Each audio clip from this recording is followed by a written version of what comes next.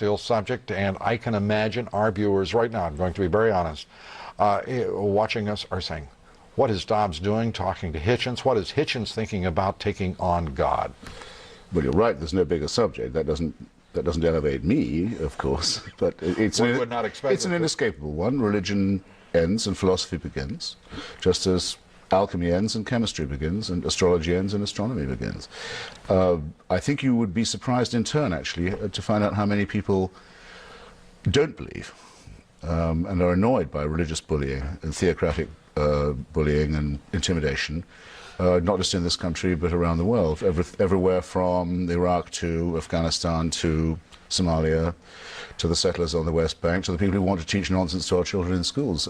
The evidence is, when Americans are spoken to seriously about this, that they're not completely credulous. They don't take everything on faith. And not taking things on faith, it's stunning as we look at the number of issues which you point out in the book and which you write brilliantly about, whether we're looking at the Middle East, whether we're looking at within this country, what is, it seems to me, a resurgence of religion and an empowerment for religious leaders to drive politics and certainly to attempt to drive policy. Worse than that, I mean, we are looking at a theocratic dictatorship in Iran, for example, that A, believes that the 12th Imam, their version of the Messiah, is about to come back and redeem the whole world, and B, thinks, as an insurance, they should have a nuclear weapon. It's as if the Inquisition had a thermonuclear capacity. It's a very serious thing. No one can be neutral about it. The settlers in Israel hope to create chaos and Armageddon and bring on their own Messiah. There are people in America who think that would be a great idea. We could use taxpayers' money to help them. There are people in Denmark, a tiny democratic Scandinavian country, who are afraid to publish a cartoon. There wasn't a single American paper that was brave enough to print the cartoons in solidarity with Christopher them. Hitchens writes in his book and points out, it came back to me with some embarrassment, I have to tell you.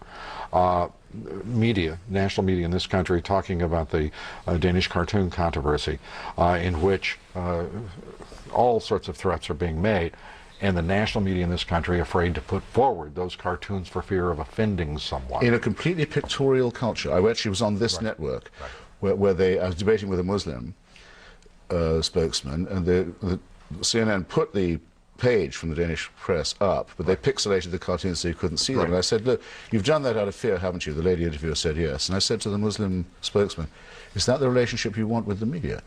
To get yourself on this show by trying to frighten people? Because if so, this idea that faith is better than no faith will need to be revised, won't it? And the little magazine I write for, Skeptic magazine, did print the cartoons, and one of the main book chains ripped our magazine from the magazine racks of all the bookstores in the country. It is a disturbing time in many respects, whether one looks at the warnings of Orwell or whether one looks at just the present squarely in the face. The efforts from so many quarters to constrain thought, independence, individuality, originality. And we have so much a better tradition. For example, the Founding Fathers wrote into our Constitution the First Amendment, based on Mr. Jefferson's statute from Virginia, separating the church from the state. It's the only constitution in the world that's ever done that. We have Mr. Jefferson, Mr. Thomas Paine, we have Spinoza, we have Albert Einstein. We have a wonderful tradition of philosophy and science and the beauty of reason to set against these prophets and these ranters, and we still have the assumption that to say someone is a person of faith, i.e. they'll believe anything without evidence, is a good thing. I want to put up, if we may, for our viewers to look, just in case anyone who knows the work of Christopher Hitchens knows he does not play at the margin intellectually. And he, when he goes after the subject of God, he's direct and comprehensive. But let's put up the Jesus, a virgin birth, and Christopher Hitchens in the book God Is Not Great puts it in historical context. These are the figures, gods, deities, and revered figures who have virgin births in one form or another throughout history. You say that what's new about Jesus? Can they see the list? They can. It's right here. I'm sorry. Well, they're looking at that. I mean, I think I mentioned that Buddha is born through a slit in his mother's side. There's something to me creepy as someone who quite liked his mother and is very grateful for her efforts. Right.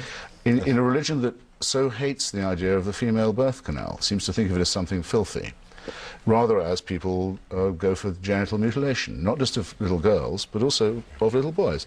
But they say God's plan is perfect and he designed us wonderfully, except now we just want to hack away at your genitals to improve the picture. What exactly is this, and why are we so deferential to it? You refer to the birth canal as, in those instances, some with a preference for a one-way street, I believe, as you put it. Well, yes, I do say that. I know this is a family show. It is indeed, and it's a family world. The idea that you also call for a new enlightenment is also critically important as you conclude the book. Christopher Hitchens, I just got to tell you, buy the book. This is a brilliant book, a brilliant read. God is Not Great. Christopher Hitchens asked me to put his lapel pin on. Christopher Hitchens is now, congratulations, and with gratitude, thank you for being an American citizen, and I'll be delighted to put this lapel pin on, if you would wish. And let me move over here very quickly. I've wanted to say this for a long time. I don't know if I'm looking at the right camera.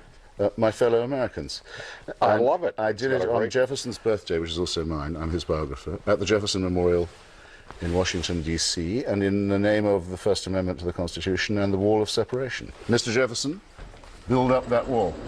And Mr. Hitchens, we thank you very much. Mr. Dobbs, congratulations. Thank you very much. Coming up next.